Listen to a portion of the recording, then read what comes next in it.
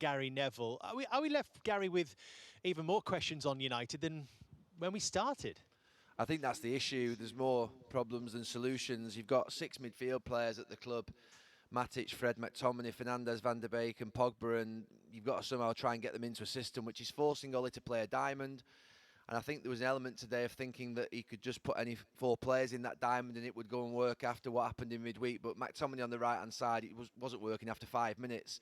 If you play on the right-hand side or left-hand side of that diamond, you've got to be comfortable moving out into that wide area. And Wan-Bissaka's already a little bit awkward on the ball at right back, so you need someone out there who can balance it off. And that balance on that right-hand side for United's a real problem. When Greenwood went off, it was even worse, and obviously they wanted Sancho in the summer to play on that side, and it looks like it's a really bad error in not getting that position recruited. But I have to say, you're right, Dave. I think changing systems, changing players, too many players in certain positions and not having enough players in others is a real problem. Manchester United's fullbacks aren't the best attacking fullbacks in the world. I mean, Shaw's okay going forward. He provides a little bit of balance. Wan-Bissaka's not. So you then think to yourself, well, you're playing a diamond and your width's coming from 2 players who don't really play that position well in the sort of high, wide and right and left positions. So it's all looking a little bit scruffy at this moment in time. And towards the end, I'm not even sure what shape United were playing. There were players everywhere and it ended up being a mess. So what solutions do you have? I think you've just got to pick a group of players. You might have to make some tough decisions, Ollie, really tough decisions. I thought today with his substitutions, to me it felt like probably Pogba needed to come off on that left-hand side and Rashford needed to go to the left, Cavani up top and Greenwood to the right and play the 4-3-3. He didn't feel like he wanted to take him off. I thought maybe McTominay should have come off as well. Did they really need McTominay and Matic on the pitch towards the end? I think Tim just said that a few moments ago. So I think maybe just having to really upset a few, there's 8 weeks to go to the January transfer window. He's going to have to be selfish.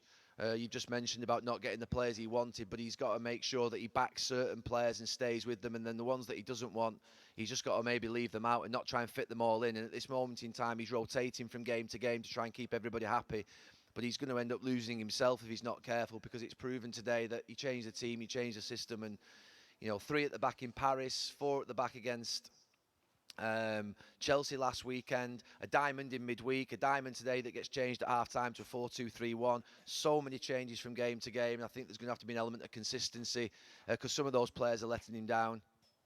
Jamie made the point, Gary, that 39 games in for Mikel Arteta, we know what he's trying to do. We can see patterns developing. But after 100 games for Manchester United in charge of Manchester United, we're still not really sure what Ole Gunnar Solskjaer is trying to do with this team. How much of a concern is that?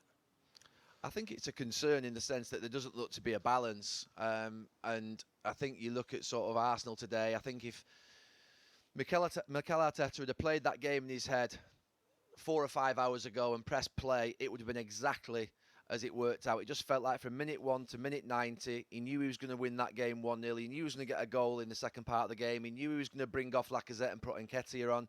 It felt like every sort of move that he made was sort of there, and it was controlled. Whereas I think with Ole, I think he's got a group of talented players, expensive talented players who are on big money, and he's trying to work them into a system, and he's just going to probably have to pick 1 or 2 of the talented ones and say to the rest of them, you're going to be not playing, because like I say, at this moment in time, the best players or the most talented players don't make the best team, and he's trying to get them all in. I think it's a real problem. Cavani then comes on towards the end and he looks well off being match fit. It's not his problem, but it's just the way it is. How do you get him up to speed without playing him? You've got Martial coming back from a suspension, and like you say, there seems to be more problems than solutions, and he's going to have to work it out quite quickly, and he's going to have to, I think, be cruel to be kind to some of those players.